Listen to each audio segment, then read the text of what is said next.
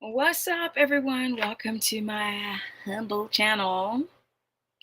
We're going to do part two. So, for those who are catching the part two as your part one, go to the video at the end and click on part one and two because it's completely worth it.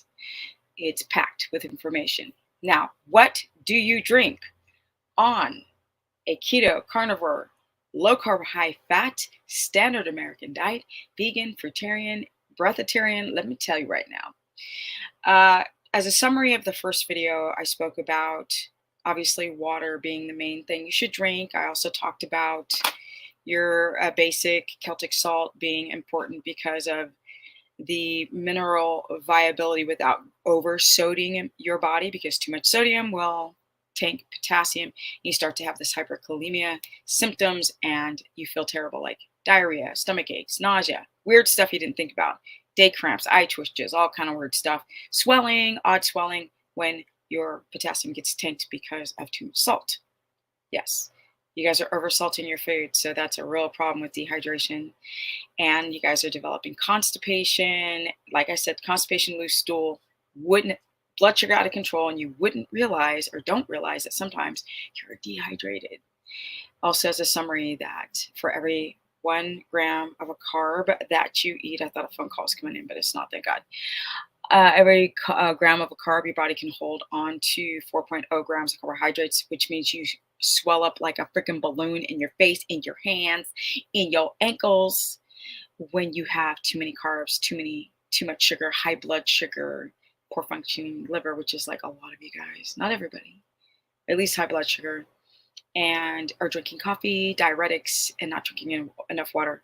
So go check out the full extended version of that video because it's important to understand, to know with doing a carnivore diet and a keto diet how easy it is to become dehydrated and how it affects your GI tract, your mental stability, your emotions. Like, you get tore up from the flow up when you don't balance your minerals, including your hormones. I talked about getting melasma on my face, but that's just a little tiny snapshot of that video. Now, I want to show you today quality control of the water, because that is the most important thing to drink besides teas and dumping apple cider vinegar or lemon water. What you want to do is really understand quality control, because a lot of you don't. Now, I moved from Hollywood, yes, Hollywood, where everybody's trying to be an actor, model, musician, dancer, TikTok dancer. I know. So gross. Ugh.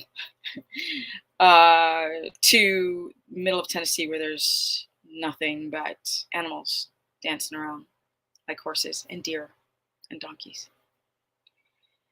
And what I did when I moved here was I was on the local driller's back to get me a well.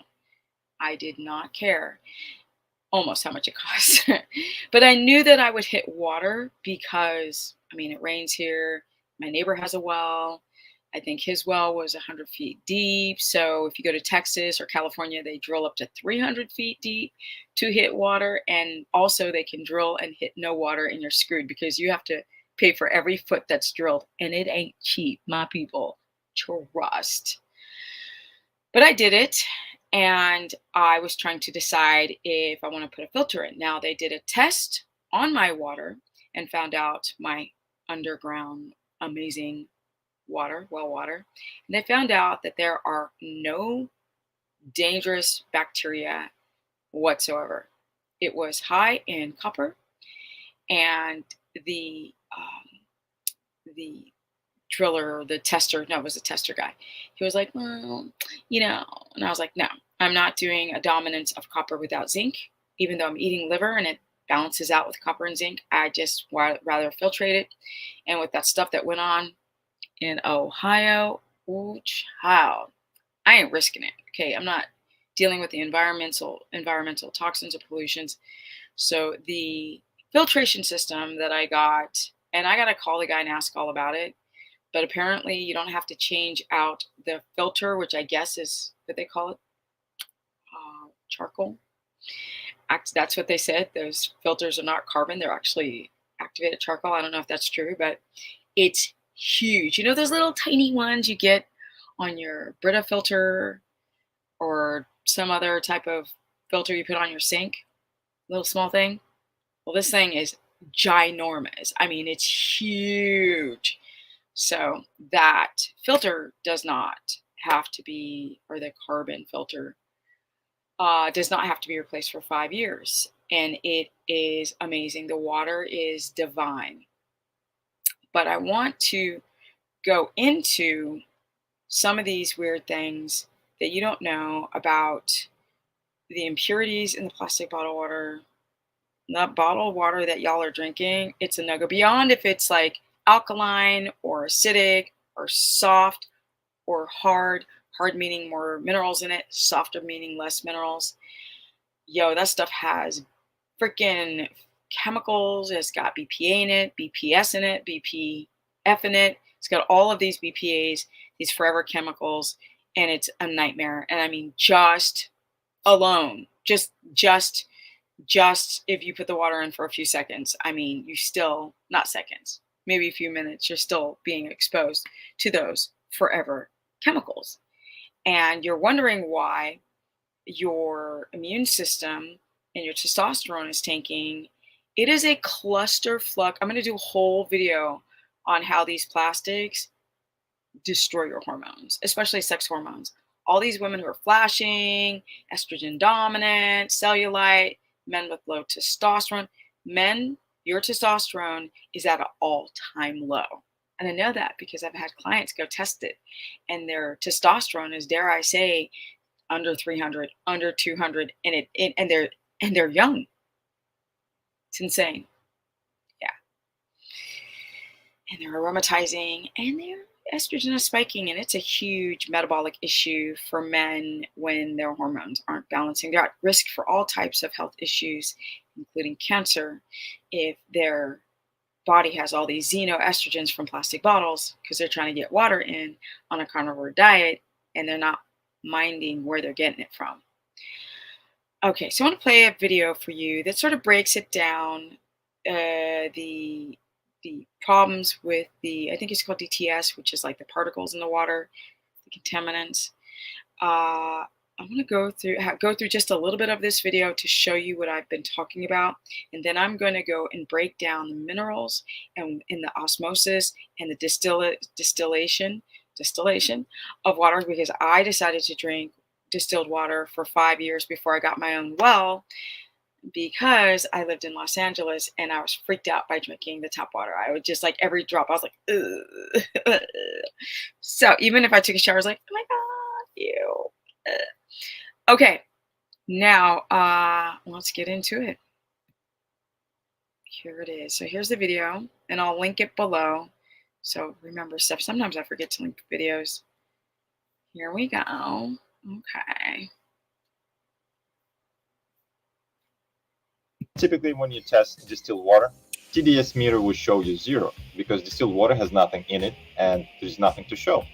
But since this water has been sitting in a plastic container for so long, plastic can leach out chemicals into the water, and that's why TDS meter shows 1 point.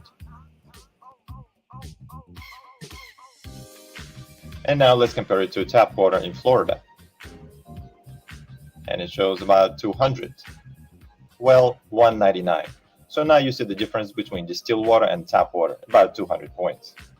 Let's do pH test on distilled water, which typically is acidic because there is nothing in it to provide alkalinity, and in tap water, which is typically slightly alkaline, but not for the right reasons.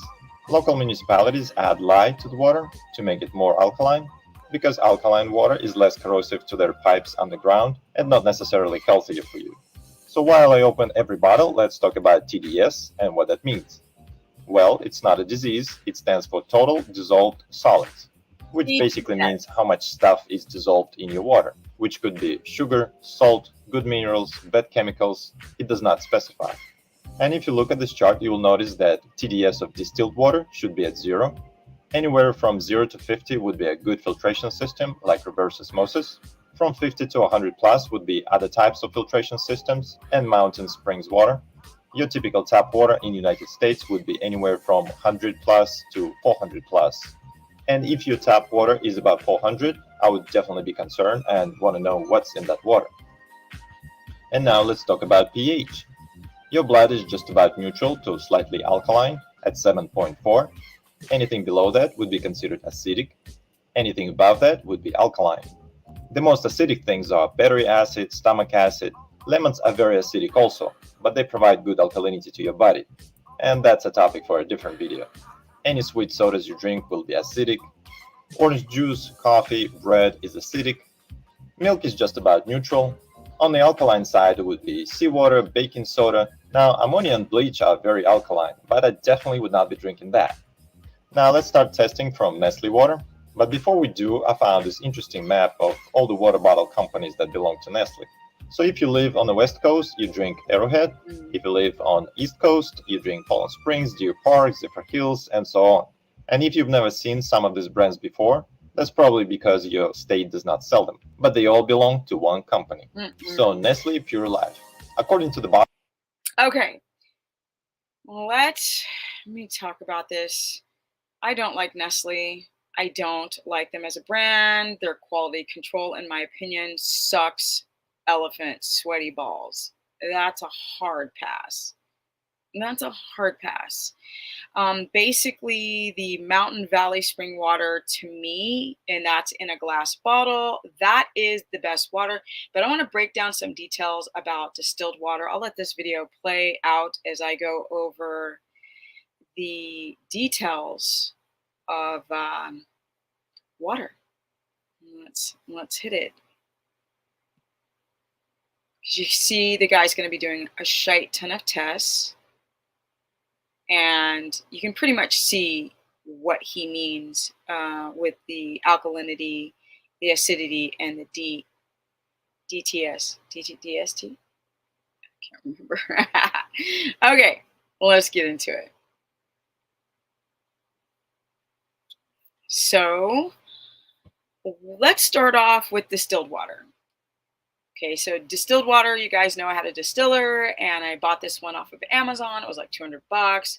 And essentially it takes about 4 hours for you to go and make a gallon of water. So you got to do it when you're out or running around or doing it overnight. You need glass bottles, which I got on Amazon. They're not expensive, to fill up and not use plastics or even the metal. I don't care if it's stainless steel. Just get glass, people. My people, very important. Okay. The distilled water is completely purified, and people say like does not have fluoride in it. And I'm like, no, it pretty much removes the chlorine and the fluoride, but it removes everything. It's pure water. And of course, they're calling it distilling. It involves, so you heat it up into a boiling point. This is capturing the steam. So this is what I knew. You have this distiller and the steam is dripping through a filter into a glass, which then you pour into another glass. And it goes back to liquid form. So it cooks on one side, dissolves, and then steams into another glass.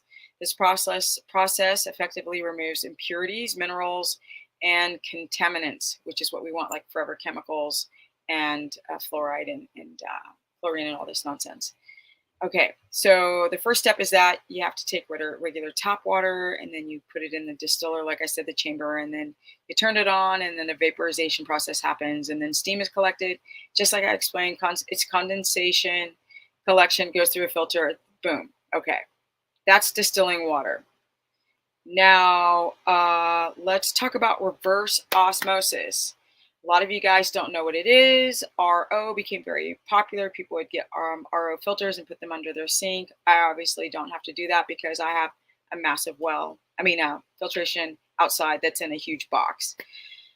Okay, so the other method is where you have to do a thing called pre-filtration. Before the water enters the reverse osmosis system, it usually goes through a pre-filtration stage to remove larger particles, sediments, and debris. This step helps to protect the delicate semi-permeable membrane on a potential damage caused by these larger particles. So a membrane is sort of like what you find on the outside of the brain or on the outside of liver, that little like rubbery piece around. So Obviously, a membrane permeable means things going through it or not. That's the being permeable, permeation. Okay, so the next thing is the pressurization. This is where the water is pressurized using a pump to overcome the natural osmotic pressure and forces the water through this semi-permeable membrane that's in the filtration system. The pressure applied is essential for success, so it has to have enough pressure in this process. Because it helps push water through the membrane against the osmotic pressure. Now, the next step is a semi-permeable membrane. The heart of the reverse osmosis system is a semi-permeable membrane. This membrane has extremely tiny pores that allow the water molecules to pass through while blocking passage of most contaminants, including ions, minerals, bacteria, larger molecules. The size of the pores in the measured angstrom is a 1 and equals a 0.1 nanometer, making them very effective in removing wide ranges of impurities. Basically, small enough particles with this pressurized system, with the permeable membrane, really pushes out a bunch of the impurities. Not everything, but most of them. As pressurized, the water flows through the membrane and separates into two streams. The purified water that passes through the membrane permeate, and concentrated water that contains the rejected impurities, brine, and concentrate. The concentrate, which still contains high concentrations of contaminants, is typically flushed away while the purified water is collected for use. Okay, so there's a post. So there's pre and there's post. Some reverse osmosis systems, including additional post-filtration stages to further improve the water taste and quality. This step may involve the use of activated carbon filters, like I said, the carbon filters, to remove any remaining traces of odor and taste. And then that's that. So a lot of you guys didn't understand distilled versus reverse. Distilled is cooking of the water, and reverse osmosis is pushing the water through like a filter that's very tiny, and it's pressure and it pushes through the good and keeps out the bad, if I say it in layman's terms. Now, let's talk about the plastic bottles that you guys are drinking from. Yeah, let's talk about these plastic bottles. Now, there's BPA, BPF, and BPS. Okay, I'm not even kidding. The thing is that the companies can lie to you and say it's BPA free, but then they just switch the plastic to BPF or BPS. So, and those are even worse than the BPA. So they totally go, I got you. Let's see how many people survive on that. Okay, I digress. So these chemicals are used in the production of certain plastics. Obviously, they're in makeup, they're in plastics, they're freaking on receipts, the plastic bags, everything that's a plastic. I mean, it's insane. But the plastic bottles are what I'm worried about with people trying to do these low carb diets, and they're like, why are my hormones freaking out? Why is my thyroid freaking out? Why am I estrogen dominant? Why is my testosterone low? Because you're drinking the water through this freaking nastiness. Okay, so BPA means bisphenol A, and this is a synthetic compound widely used in production with polycarbonate plastics and epoxy resins. So basically, all the plastic bottles, the linings of cans, canned foods, like it's everywhere. BPA has been shown to leach from the plastic products. It has. It's not. Yeah. It leaches in heat, especially when you get that bottled water, and it is an endocrine fluffer. It makes you pretty much turns a frog into a woman. We're not even kidding. So BPF and BPS are chemicals that have been used as a replacement for BPA, and they're worse, just worse. So don't be tricked and fooled by the fluffery that's out there. Now, the best water, I think, because he doesn't have it there on that list, is the Mountain Valley spring water. And I think it's like 30 cents more than like a Fuji nasty owned by Nestle product where they put little giraffine, I call it giraffine in it. Take away the word giraffe and just, yeah. This is, so if you're getting spring water, you're getting calcium, magnesium, potassium, sodium, bicarbonate, iron, and manganese. When you're doing distilled water, that is the reason why I'm telling you guys to do the Celtic sea salt, because it's got a lot of the electrolytes you need for to keep your minerals in check so you don't frack yourself up.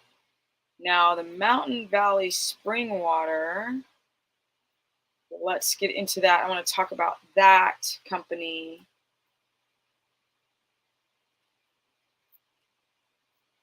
In my little research right here.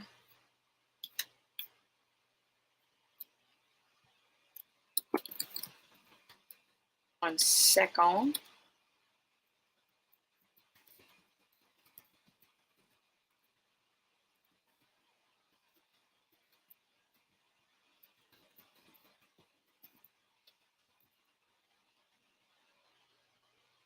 Okay, so Mountain Valley spring water is, they use obviously dark green glass bottles. It's from the Ochita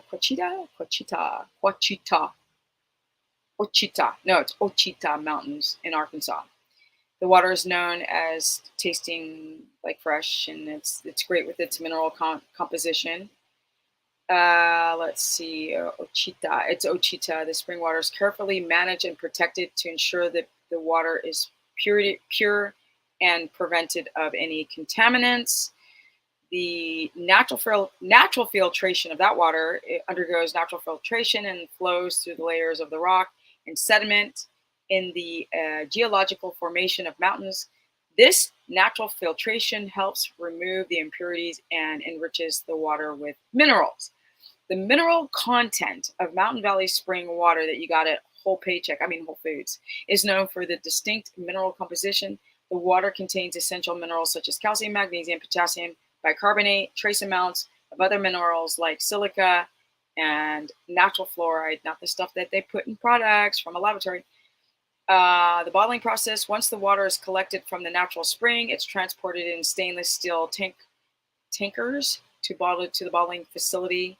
The water undergoes additional purification steps as a ozonation, UV treatment. So infrared, I was going to do that, but the guys were like, you don't have to put UV on your filtration system. You're good to go. And then put into a glass bottle, which I think they're doing recycled materials. So they're really a sustainable company. That's kind of a badass company. Yeah. Yeah, this guy's still talking about the pH. Oh, that was the DTS. You can see the high amounts of DTS in each of those products.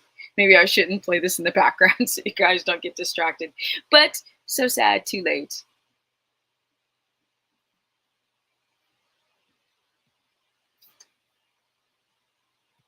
Okay. TDS. That's why I'm saying it backwards. I'm saying DSD. It's TDS. Yeah.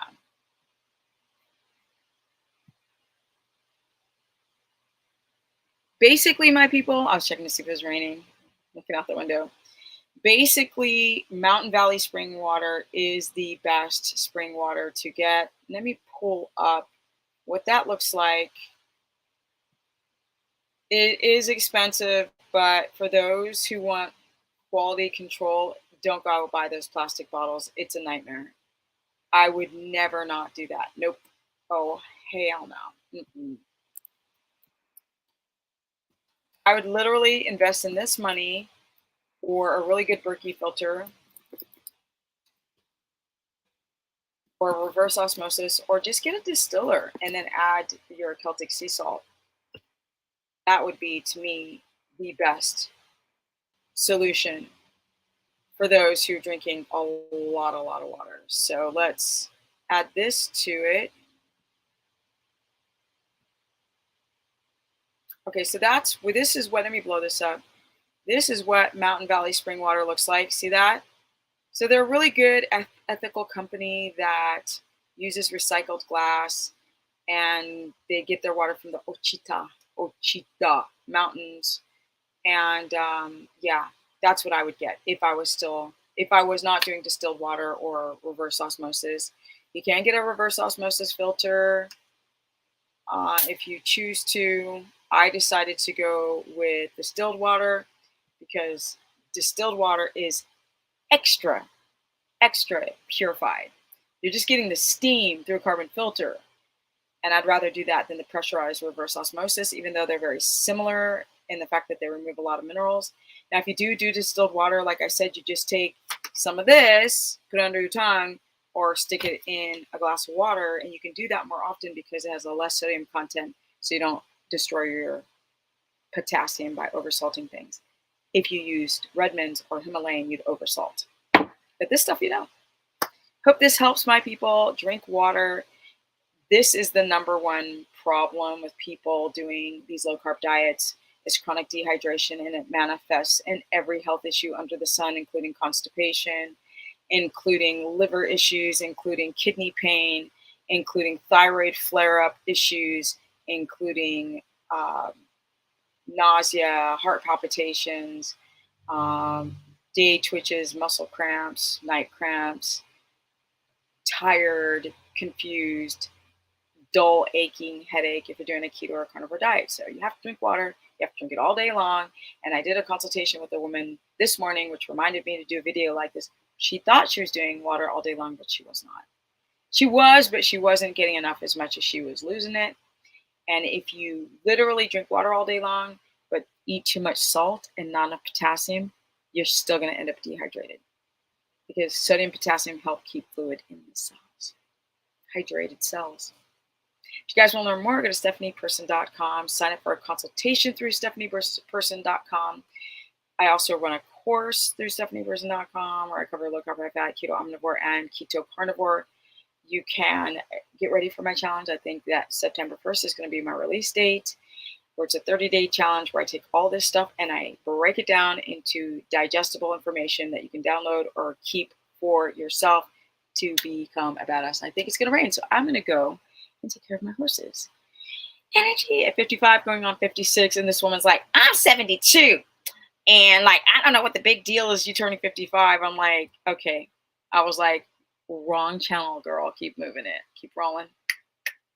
She's like, I'm fine. I was like, all right, show me a picture. I mean, good for you. And I'm out. Peace. Drink water. Get your electrolytes. Get your minerals on track. Don't do keto chow, element, or any of these mineral cocktails because they will frack you up because of the chlorides. Peace.